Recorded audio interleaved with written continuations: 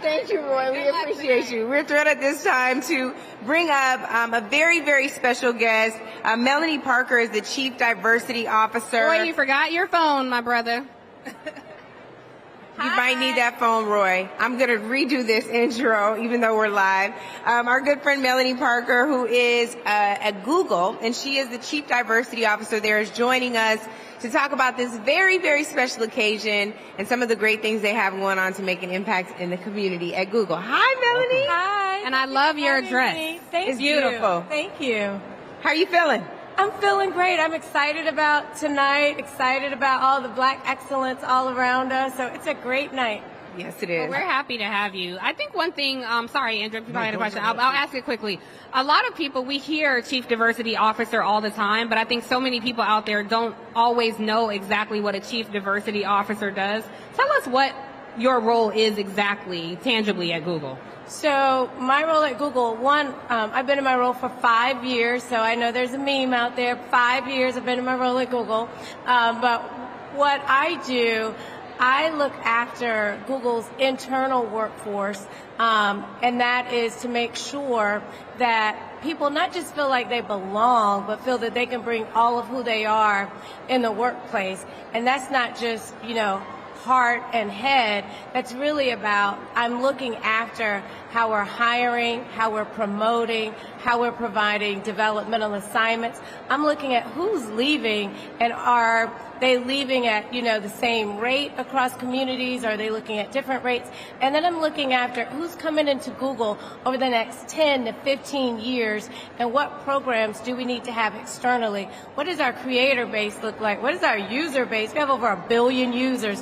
What does that look like? And how does that ecosystem all work together to make sure that we're meeting people just as they are, where they are in that moment? And I have a global team that helps me do that well every day.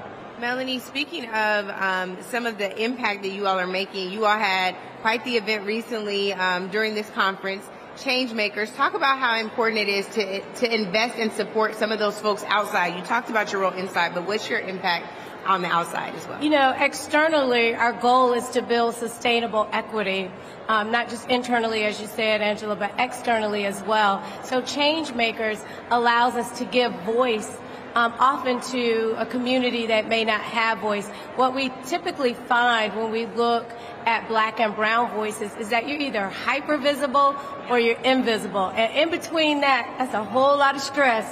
And so we want to normalize elevating change makers, and we want people to know they have to feel empowered to have voice. It's when you don't have voice that we have horrible leadership, that we're, by being silent, we're actually giving way to change that's not progressive. So that's what Change Makers is really all about. So we look to curate spaces and rooms where we can bring people together.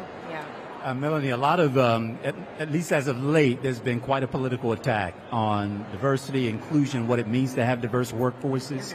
Obviously, I don't mean for you to tell on your own company, but amongst your group of peers, could you just shine a light for us? Let us sit on the floor of y'all's couch conversation and share a little bit about what folks who are in that space are feeling, experiencing. Are they feeling like the best approach for survival is to step back in the work and maybe make it more, I guess you'd say, for everybody and not just for or directed toward a particular group of employees? So let me start with the incredible work that we have long standing at Google.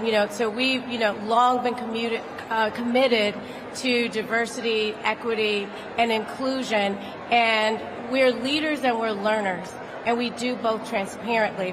We just published our 11th diversity annual report in the spring. And in the back of that, when we talk about our progress, which includes, just historic levels of bringing underrepresented communities, which are women, people with disabilities, we look across minority communities as well. But we put that in an appendix. So we have the largest publicly available DEI data set, and we use BigQuery to open source it. So there's no mystery in what our numbers are. You can look at them year over year, and we put it in a very easy format because we want you not just to, look at where we lead, but look at where we're learning and the opportunity space for all of us. Can I ask you, oh, sorry, Tim.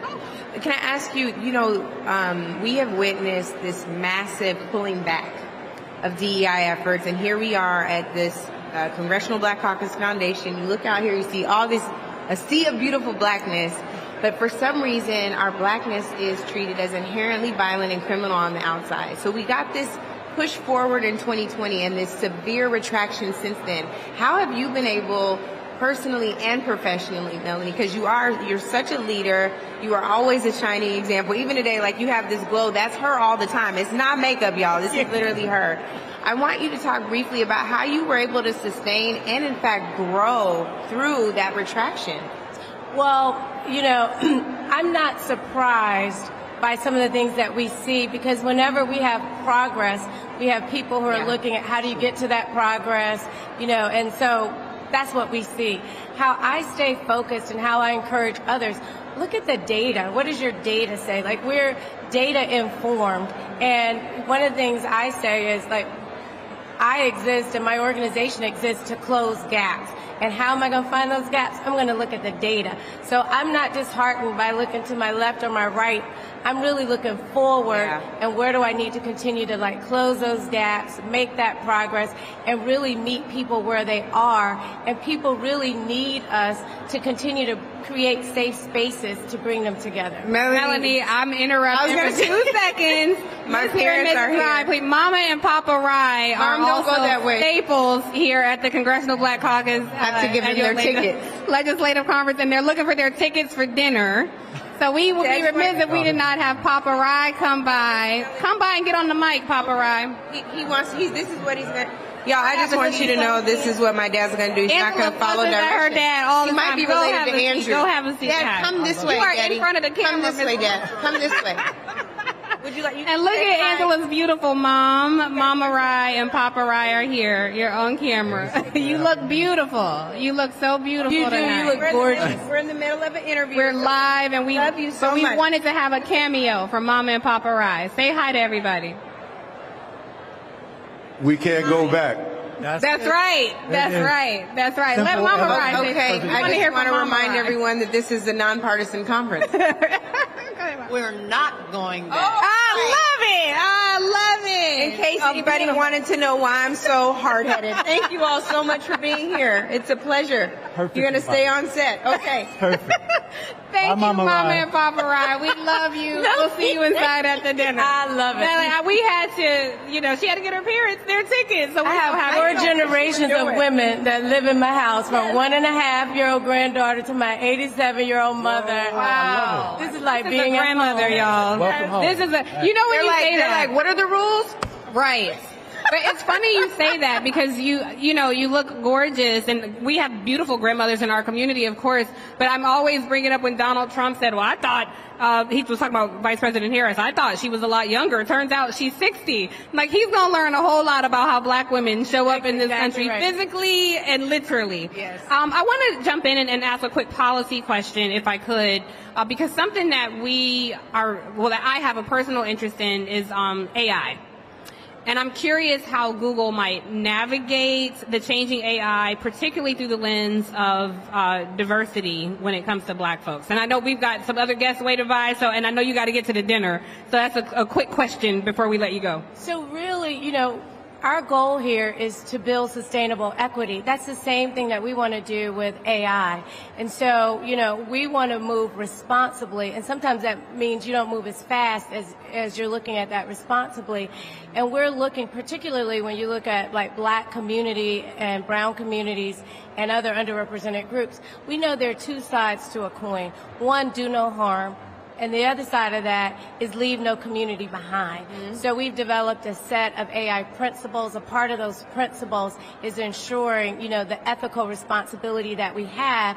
And some of the work, like I lead a HBCU President's Council, and with Howard University, we have our AI research project with them where they own all the licensing rights, and it's called Project Elevate Black Voices, because our own research and external research shows that automatic speech recognition doesn't recognize all the dialect that exists in the Black culture. And so Howard is seeking to, with their own student body and our researchers, they are getting firsthand experience in how to develop the research that will support the technology recognizing the dialect a little bit better. We have a $5 million grant we put at Spelman. Dr. Gale will be at our Google table today, so come give her a shout out.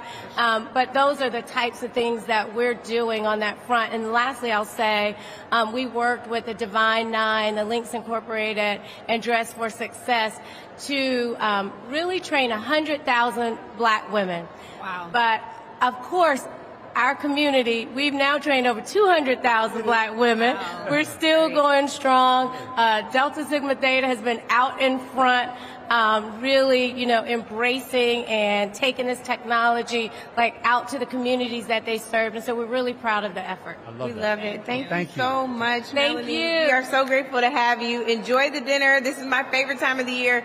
I always tell people my favorite moment is when the members walk across the That's stage. my favorite moment, too.